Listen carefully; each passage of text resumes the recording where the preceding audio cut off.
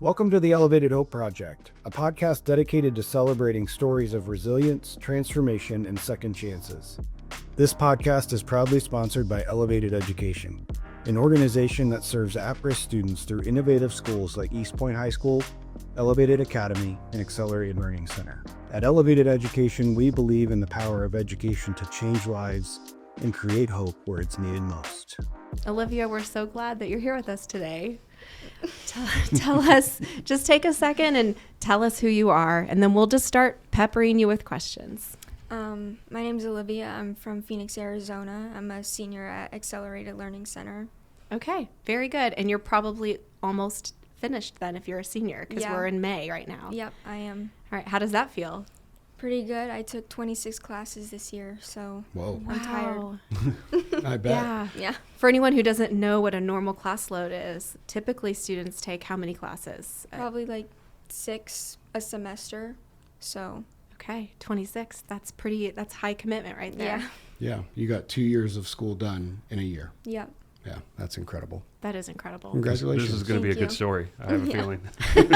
At least the senior year, if nothing Yeah. else. Yeah. Well, and that's really, what this podcast is about, is telling those stories that are inspiring, to see someone build within themselves resilience and overcome tough circumstances is what this is all about. So let's just kind of start there. So you're from Phoenix, you go to Accelerated Learning Center. At this point, let's just kind of walk through your life story. You can start as young as you'd like, and just tell us about your upbringing, and then ultimately leading up to what brought you to Accelerated Learning Center. So I used to live in Mesa. I started out at a charter school. I've always been very smart, very focused. I was supposed to skip the 3rd grade and everything. And then I moved to Phoenix when I was in 3rd grade, I believe. I excelled at that school pretty well. Then COVID kind of hit in middle school. That's when everything went downhill for, mostly everyone. I started failing very, very badly. I became extremely depressed. I could not function, and I feel like I hit it very well to where people didn't really notice. And then I kind of hit a spot where I got an eating disorder, and I had to leave school my sophomore year of high school, and I didn't go for the whole year. So as a junior, I had 3 credits, and now I have all A's and 22 credits. So Quite the turnaround. yep. Yeah. Yeah, it's the impact of COVID is profound for so many people, and whether that is because they got set back academically, or they experienced something more traumatic while they were not able to go to their school, or challenges with mental health.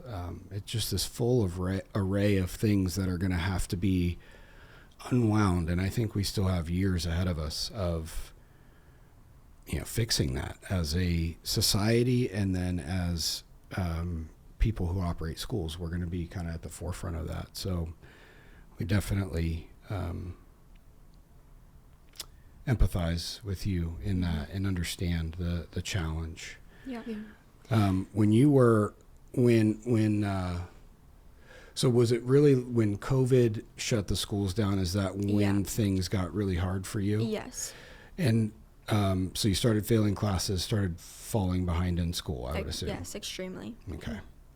Was it that the academics was hard doing it online, or just the isolation, or not being around teachers, a combination of all that? What do you think the factors? All kinda of it. Yeah.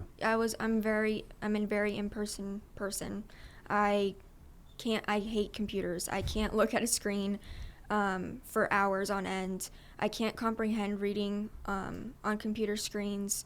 I'm just very paper person. Yeah. Mm-hmm. Yeah.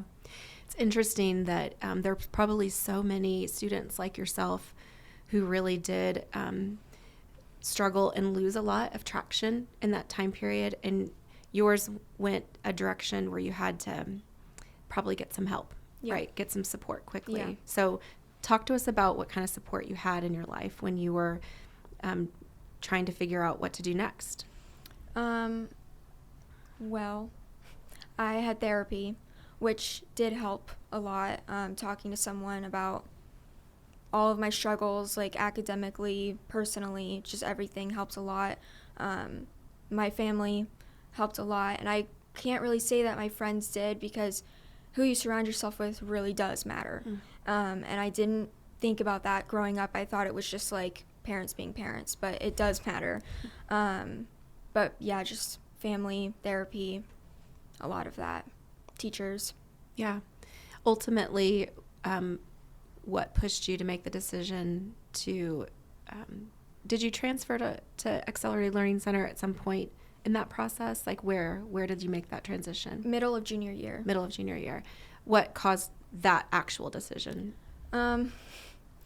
I started dating my current boyfriend, and he's extremely smart. And that kind of pushed me, you know, like made me realize like I'm more than just, like nothing. Mm-hmm. So Yeah.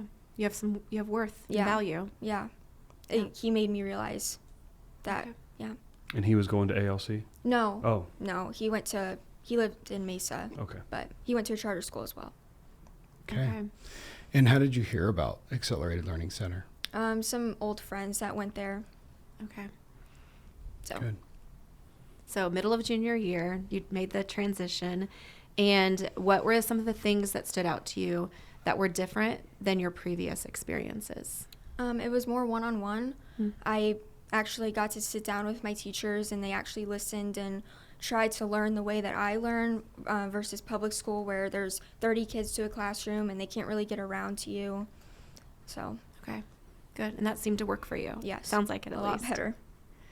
Was there one teacher or maybe two teachers that when you started Accelerated that you connected with that helped you kind of on that path? Yes, Miss Todd and Miss Nitschke. They helped Okay. me tremendously. Yeah, So- they're both great. Yes. Miss Nitschke can come across very firm at first, right? Yes, Yeah. yes. But in the end, it turns into her, Yeah. the way she cares. Yeah. She got me a poem published last year. So, Oh, wow. yeah, she helped me a lot. Okay. It's very cool. Published where? It's in a book called Gifted. It's like it was an online contest, but they also did publishing. That's awesome. Yeah. Is that what you're wanting to do? Is be a No. writer? No, I used to want to do that, but mostly all my life I wanted to go into forensics. So that's what I'm going to do after high school. Very good. Yeah. If you wouldn't have made those connections with Miss Nitschke and Mrs. Todd, what do you think your experience would have been like otherwise? I kind of probably would have been closed off, like I always have been since COVID. I kind of felt like teachers always had it out for me, and I feel like they showed me that, they're not out for me. They're there to help me. So, Yeah. That's great. Forensics. That's pretty intense. She's already smarter than we are. Yeah. Just for wanting to do that. So you're really close to the end, right? So Yeah. when does that start, and where does that take you next after graduation? May 28th, I moved to Flagstaff. I got my own apartment. Then I go to college. I start in August. Yeah, I get my associates at Coconino Community College. Yeah. Man, you have all the plans. Yeah. Impressive. Did you figure all that out on your own, or did someone at the school kind of help you map that out? Or At first, Mr. Coffee kind of helped me like with NAU, but that wasn't the right route for me, so I just kind of did it on my own. Mhm. Yeah. You were determined to go to Flagstaff. Yes. Good. Since sophomore year, kind of always had the idea, just never the motivation. Yeah. And now definitely the motivation. I can hear it in your voice. That you're ready. Yeah, very. Good.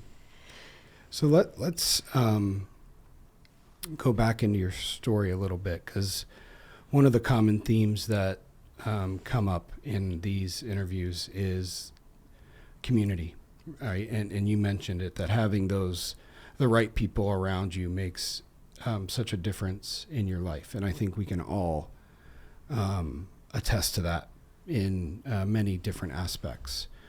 So let's go back and explore that community a little bit. Let's start with your family. Do you have siblings? Nope. You're Nope, no only child. siblings, Okay. yep. And grew up with mom and dad in the house. Yeah, just my mom. Okay. Yeah. Great. So a lot of support from mom. Yes. Okay. And grandma. And grandma. Wonderful. Outside of the home, what kind of community did you have around you? Most of my friends during COVID kind of joined into the drug scene. They didn't turn into good people. They didn't ever find that motivation, and I hope that they do. But they kind of just wanted to bring me down with them, and kind of once I got out of that entire scene, it showed, because they didn't want to be my friends anymore. It just showed that they didn't really care about me. They just cared about what I could give them, and that's not what a friendship, is about. Yeah. Yeah. So- So you kind of had to rebuild a new community, it sounds like. Yeah, I'm still working on that. Yeah. I mean, that's fair. It's a work in progress for Yeah. all of us. Yeah. Yeah, and I think it's ever evolving, right? Of people coming into your life, and then people going separate ways, and then new people coming in, and I think it's great to have those friends that you've had forever, but it's also really good and refreshing to bring those new people into your life and find ways that you can pour into them as they're pouring into you. Yeah. And it sounds like you're on that journey Yep. currently. And then when you move to Flagstaff, you'll be doing it again. Yep. Yeah. Never ending. Okay. So family, friends, and then outside of that, so were you involved in any sports or church or any other types of communities? I was a gymnast for a good chunk when I was younger of time. It was very expensive, so I had to Yeah. quit that. I was involved in track. I was good at that, but I quit because COVID hit and everything. So COVID took a lot from me. But Yeah. and I think sports, and I got into rock climbing as well. It's very expensive though. And I feel like just sports and extracurricular activities are very important to keep you going, keep Yeah. you motivated, routine. With the extracurricular activities, so gymnastics or track or eventually rock climbing, did you have a good group of friends that you did that with, or you just kind of went and did it because you were interested in it? I just did it because I was interested in it. Yeah. Yeah. Okay.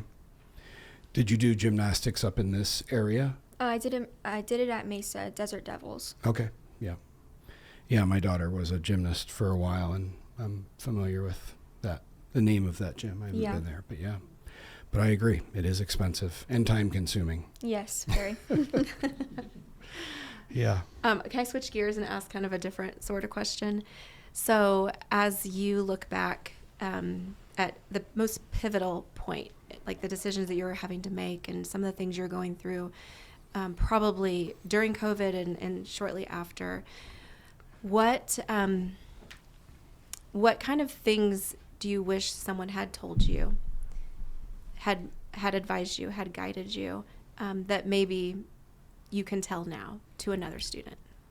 Everything is temporary. Nothing, like, your emotions aren't forever. Things do change. I would say, in a way, don't expect other people to clean up after you. Don't expect other people to save you, because you're the only person who is going to save yourself. You are the help.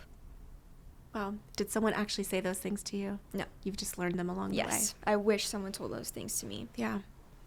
And have you ever had the opportunity to give that type of guidance to someone else? Yes. I don't know if it helped, but I tried. Yeah. Very good. I think It will. Yeah, right? Yeah. If it hasn't already, it will. Yeah. And you might have just done that. Someone listening right now, you might have just told them and you'll never know that they heard that and that it helped them make a change for their own life. I hope it does help. What's something that you are grateful for right now? My support system, I'm grateful for my family, my 2 friends, my boyfriend. I'm just grateful for all of them because I don't know where I'd be without them. Yeah. It's important. We talk a lot about gratitude, and we usually, at some point while we're talking with a student or someone who we're going through their story, just really sit in that for a minute. The fact that just figuring out what it is in your life that you're grateful for, how much that impacts your mindset, and your answer was so quick. Yeah. Which means you're probably thinking about these things already, Yeah. that you're in a state of gratitude. Is that how it's always been for you, or is that a newer thing? I mean, I was always raised to be extremely grateful for what I have, so it's kind of always been a thing I think about. Mm-hmm. So, Yeah. That's great. Don't give up on that. no. So talk to us about kind of current, right? You've come through some hard things. You've built resilience in yourself, and a seemingly a strong sense of personal responsibility of like, this is my life to pull myself up by the bootstraps. So talk to us about more of kind of your current life of healing from the eating disorder that you mentioned, and just kind of the fallout that you experienced. Okay. This might sound silly, but changing your aesthetic, like your environment, your mindset is very important. All of that kind of goes into healing. You can't change, you can't heal if you just stay in one place. You kind of have to, change your perspective on things. Perspective is very important with changing and healing. I could say like this school definitely transformed me, definitely helped me heal and become a better person, a better student. And I'm more dedicated than I've ever been during my academic time. Yeah. Yeah. Healing from the eating disorder, it's still something I struggle with. I feel like once you have something like that, it's like stapled into your mind that it's never going to go away. But it does go away. It's not permanent. I was never diagnosed with like bulimia or anorexia. I have something called ARFID, which is avoidant restrictive food intake disorder. Yep. So I'm just a very picky eater. I forget to eat, just things like that. But I always have struggled with gaining weight and been picked on for it, which also caused some depression and anxiety. But like, you just, like, for me, I just kind of realized, like, I don't care. Like, I don't care what these people have to say about me. Like, I'm never going to see him again after high school, I just don't care. Yeah.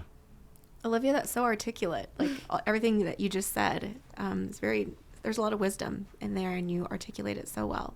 Thank you. Yeah. Maybe you should be a podcast host someday. I think so. Yeah. Yeah, we talk often about the power of mindset, and I really resonate with what you're saying there. Like, for me, 2 years ago, I had like a major medical emergency that I had to heal from, and the first thing is I had to believe that I could heal, because if I didn't believe that, it wasn't going to happen. That's just the way that our bodies were designed and created. Is it really does start with our mindset. Was there any was there anything that was really influential in helping you develop a mindset to be able to move forward and overcome what you experienced? Seeing the way that my friends, like the path that my friends were going down, that kind of scared me. I didn't want to be like that. I didn't want to be unsuccessful. So that's kind of what helped me change my mindset as well. Yeah, great. Has that been modeled for you anywhere, like your mom or grandma, or that's what you learned through your journey and you figured it out? My mom, she hasn't had it easy. She's a single mom. And the way that she just goes through every single day, like she doesn't give up. She didn't give up on me. She didn't give up on family. That was very inspiring. And my grandma's the same exact way. She does not give up. So. It's a great example. Yeah. Seems genetic. Yes. Yeah, we love that. Yeah, having those strong people in your life that have shown that in their own life that you're going to fall down, you're going to mess up, you're going to probably make some dumb decisions, but the key is to get back up, dust yourself off, and keep moving forward. Even if you're, I don't know, stumbling or falling forward, at least you're moving forward.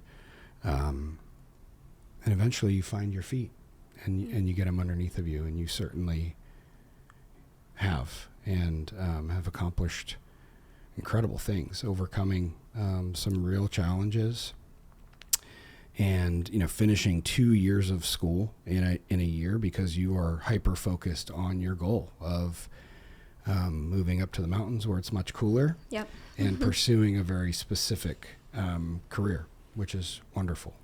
Congratulations on all that. Thank you. Yeah, Thank you. for sure. What else do you want us to know? Yeah. Or I was Or thinking. what question did you want us to ask? I mean, That's a good question. that's it. You're like, I was thinking. just end this. I was thinking. Your mom and your grandma are going to listen to this, right? Like probably Probably. 20 times. Yep. Anything that you want to tell them? I love them. Yeah. Thank you for your support. Yeah, that's incredible. Olivia, your story really is inspiring, and we've probably seen you around campus, but we've never had the opportunity to meet. And I am grateful that we were able to meet you today and hear your story. Because ultimately, hearing your story is, fills our heart, because we get to directly hear the impact of the work that